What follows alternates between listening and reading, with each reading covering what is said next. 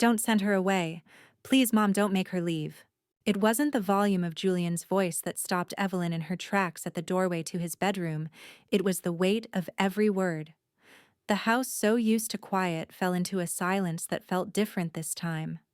Not empty, not still, but trembling, because that was the first sentence Julian had spoken since the accident. He hadn't spoken to ask for help.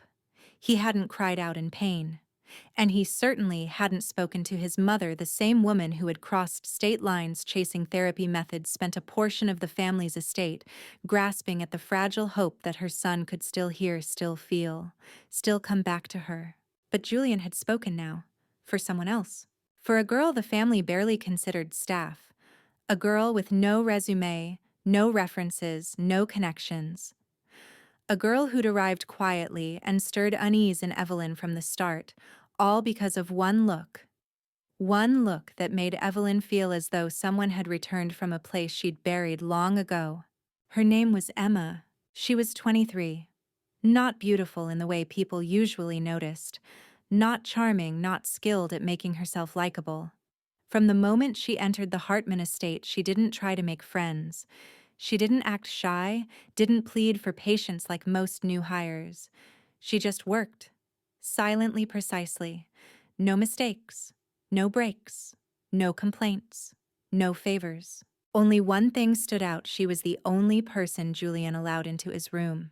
Every day at exactly 3 p.m. she walked up the stairs with a hardcover book tucked under her arm and slipped into Julian's room uninvited, unannounced. And no one questioned it. Julian used to be the kind of boy who made up songs on the cello, who played pranks with the gardener and painted watercolor birds on the south balcony. But the accident 2 years ago had shattered almost everything human inside him. Mr. Hartman died instantly. Julian survived untouched on the outside but unreachable within. He didn't flinch when spoken to. Didn't listen. Didn't meet anyone's gaze. For more than 700 days he hadn't made a sound. Therapists came and went. Speech specialists, neuropsychologists, even a behavioral recovery team from Virginia took turns trying to reach him. Nothing worked. And Evelyn, a mother who never cried, who believed in control over chaos, slowly ran out of ways to fix her son. Until Emma arrived. No one paid much attention to her at first. She was assigned to dust the first floor, help in the kitchen, tidy up the library. Routine, unnoticed work. But on the 5th day, the gardener told the housekeeper something strange. For 3 afternoons in a row, Emma had gone upstairs quietly, always at the same time, with a book in her hands, and entered Julian's room. No one opened the door for her. No one was seen coming out. She just walked in like she had always belonged there. The housekeeper was about to report it, but Evelyn had already checked the hallway cameras herself. She didn't yell, didn't fire Emma. Evelyn was never one to act without understanding. Instead, she watched silently from her office monitor for 3 days straight. And then she did something she hadn't done in months. She opened her son's door. Julian was sitting by the window, his frame sunken beneath an oversized sweater, eyes fixed outward. Emma sat cross-legged on the floor beneath the bookshelf, holding a worn cloth-bound book. Her voice was steady, not sweetened, not theatrical. Just a calm stream slipping through the cracks of that cold, quiet room. She was reading about a child hidden away from the royal family, a child whose birth had brought shame to a kingdom. There was no magic in the story. No hero. Only a long, aching loneliness that threaded through each line like the person telling it had lived through it herself. Evelyn didn't understand why her chest tightened. It wasn't the story. It was Julian's eyes. He wasn't staring out the window anymore. He was looking at Emma, not in defiance, not in fear, but with connection, the kind no doctor could force, no mother could buy, no time could thaw. And Evelyn was afraid of what she saw. She didn't ask questions. She simply gave the housekeeper instructions to let Emma go the next morning, citing unsuitability for the role. But before the plan could be carried out, Evelyn entered Julian's room that morning with resolve in her gaze, and Julian stood. He stood for the first time in months and stepped between them, shielding Emma with his thin body. Then he spoke with a fragile breath and a voice that trembled but didn't break. "Don't send her away. Please, Mom, don't make her leave." It wasn't a plea. It was a warning. And Evelyn knew in that moment she had lost. Not to Emma, but to something far older, far deeper than she had allowed herself to remember. A past she'd tried to erase, but one Emma somehow still carried whole. Emma wasn't asked to leave. Not because someone begged, not because Evelyn changed her mind, but because for the first time in nearly 2 years, Julian walked out of his room at breakfast and asked one simple question, a question that turned the entire dining room still. "Is Miss Emma not working today?" Evelyn was mid-pour, lifting the teapot toward her cup. Her hand froze. The butler looked up sharply. The cook dropped a spoon onto the tray of pastries. No one answered. No one knew if this was a miracle or the beginning of something more dangerous than 2 years of silence. Evelyn didn't respond to her son. She simply nodded, set the teapot down, and skipped breakfast altogether.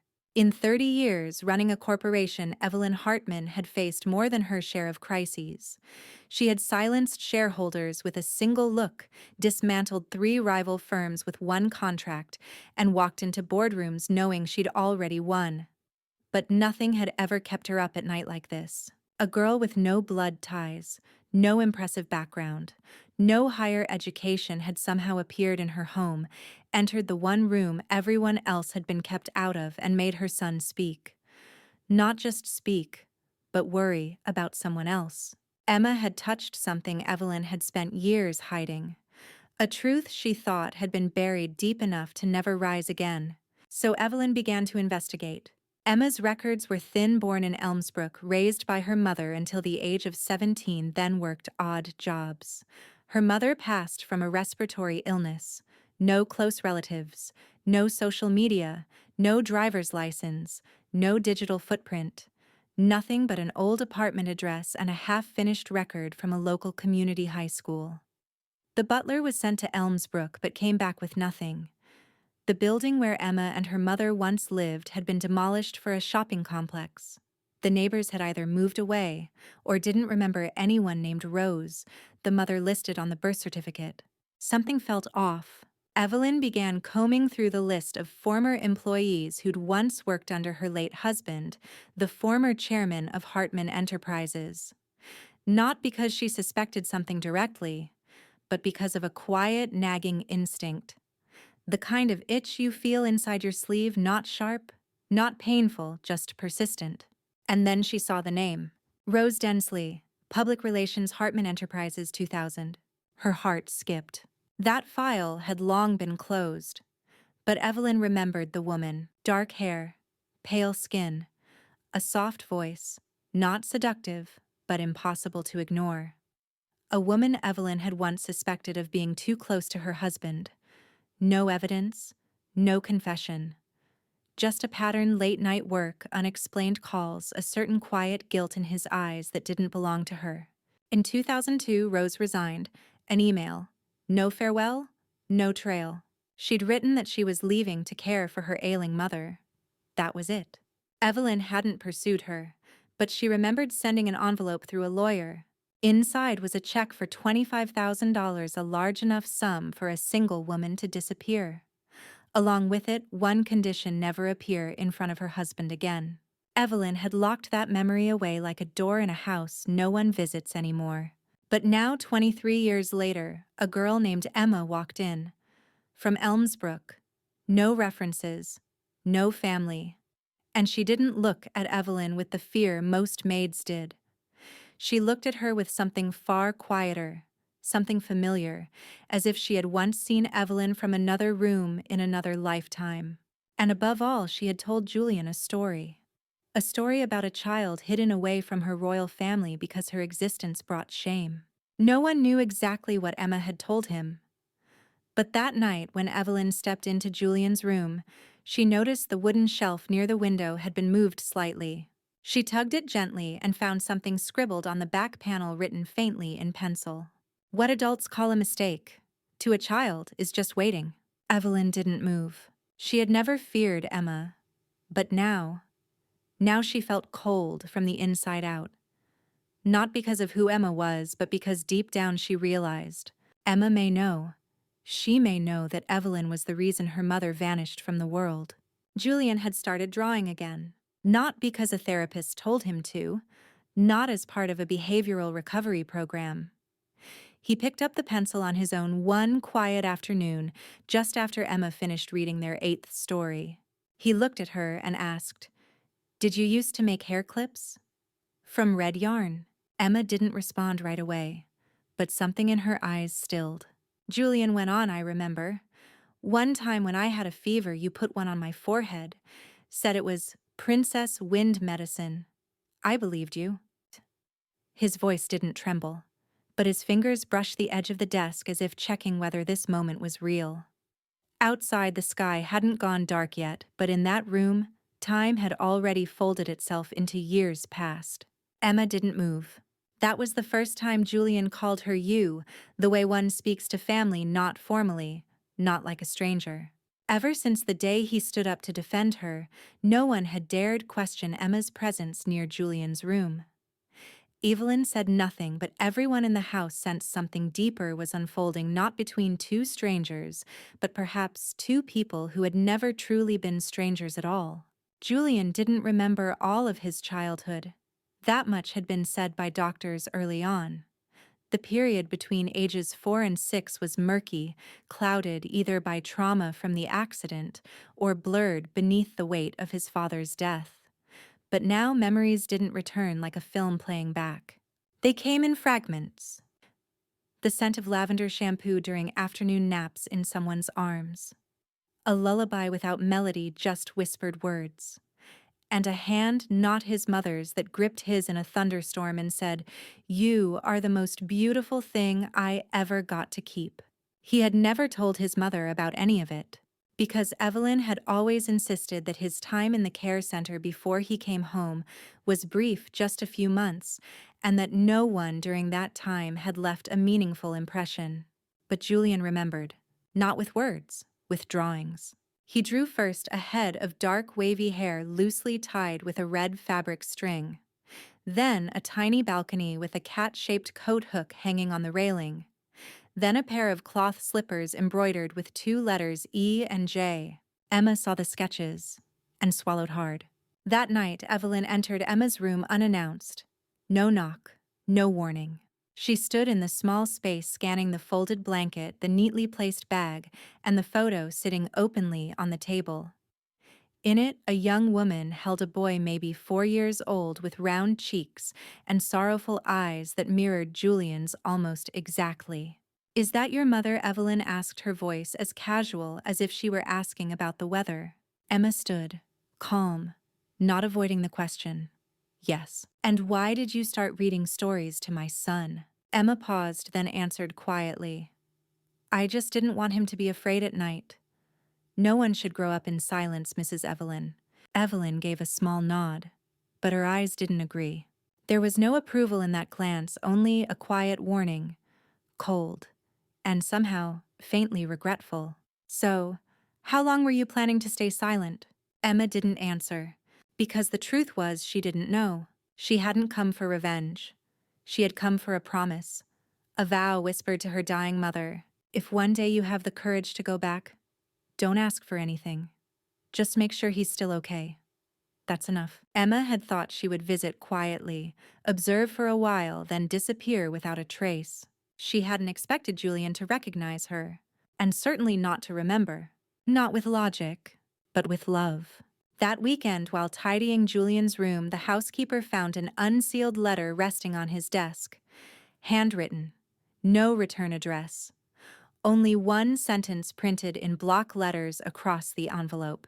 "I want to know why I can't remember my childhood." He handed it to Evelyn. She didn't tear it, didn't burn it. She simply folded it, placed it in her handbag, and sat by the window for over 10 minutes, motionless. Her hand rested softly over her chest, like she was trying to locate the rhythm of her own heartbeat. The heartbeat she'd silenced for years. "Who is she to us?" Julian asked, just as Evelyn was pouring the tea. The question fell into the quiet afternoon like a stone into still water. Evelyn set the teapot down.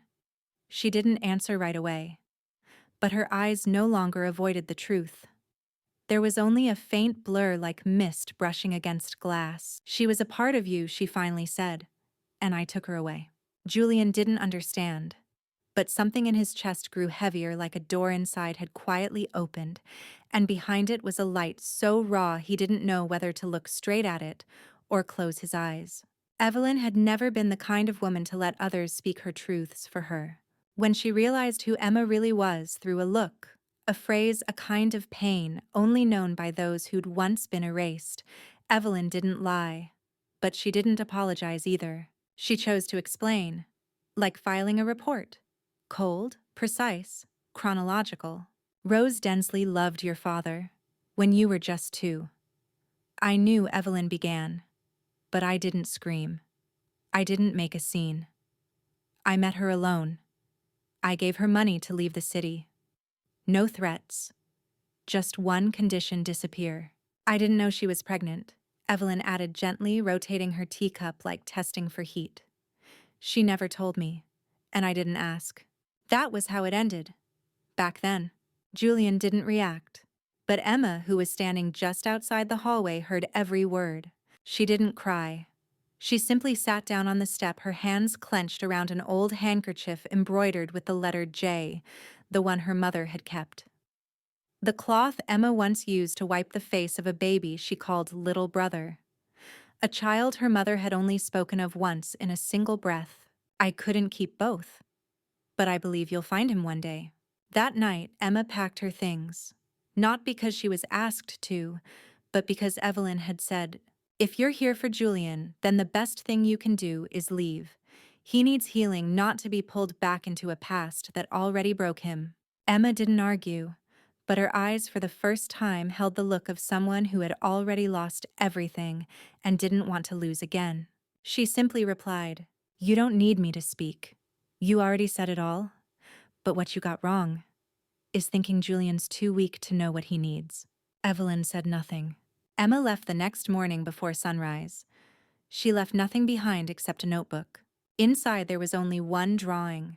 2 children standing beneath a balcony holding a red yarn string. No faces, no names. But behind them, one sentence in soft pencil strokes. I'm still here even if I can't be called your sister anymore. Julian found the notebook that afternoon, and as he turned to the last page, everything came back to him. Not through logic, but through skin, through scent, through memory, like bone. The old yellow apartment walls, the voice calling, don't run so fast, sweetheart. And that last night when she was torn from his arms and a woman in dark glasses leaned down and said, you won't remember a thing. It's better this way. But he had never truly forgotten. He had been made to forget. That evening, Julian didn't come down for dinner. He didn't speak to his mother. He didn't touch the cello. He simply left a single page on his desk. I'm going to find the only person who ever told me the truth. And Evelyn didn't stop him. She sat alone in her study, staring at a photo turned face down behind the desk. For the first time in her life, she didn't know if she was right or wrong. She only knew one thing: for the first time ever, she was the one left behind.